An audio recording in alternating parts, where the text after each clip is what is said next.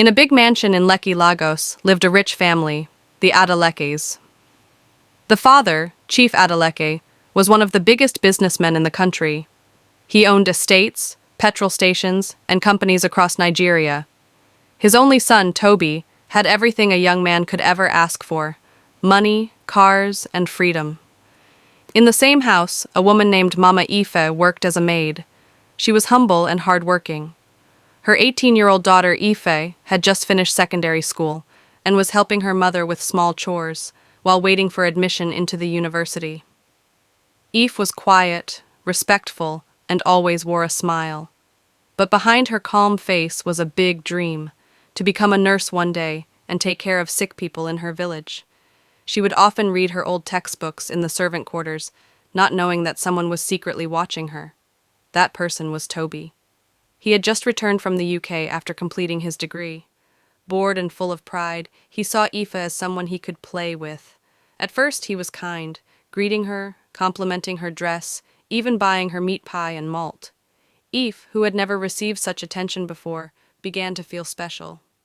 One evening, Toby asked her to come watch a movie in the family's private cinema room. She said no at first, but he convinced her. That night, he took advantage of her trust. Weeks later, Aoife found out she was pregnant. She cried for days. She told her mother, and Mama Aoife confronted Toby quietly, hoping he would be responsible. But Toby laughed. "Me? Impregnate a maid's daughter? Please don't insult me." Aoife begged him. She wasn't asking for money, just support, or even an apology. But Toby told the security guards to send her and her mother out of the house. Just like that, they were gone. Aoife and her mother went back to their village in Ogun State. Life was hard, but they did not give up. Aoife gave birth to a baby boy named Samuel. Mama Aoife started selling roasted corn while Aoife helped people in the community with small chores for money.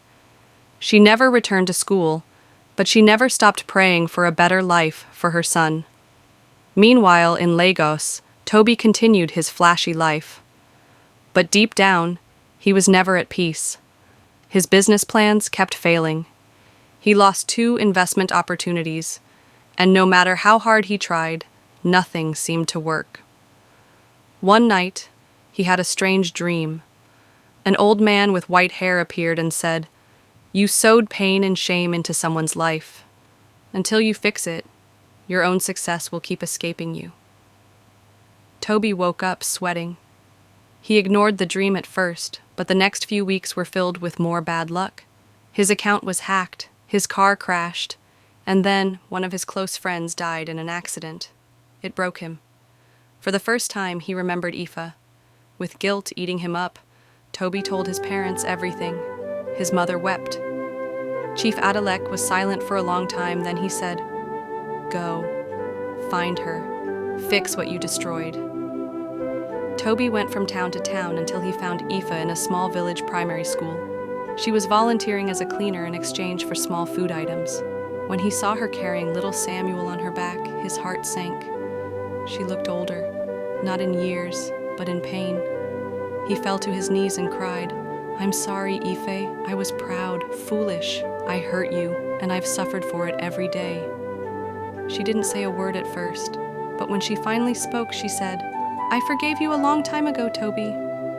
Not for your sake, but for my own peace." Toby did not just say sorry, he proved it. He opened a shop for Mama Aoife. He put Aoife back in school and paid for her nursing education. He also started providing for Samuel, not just with money, but with love and presence. Aoife didn't go back to being his girlfriend. She focused on her son and her studies. But she saw that Toby had truly changed.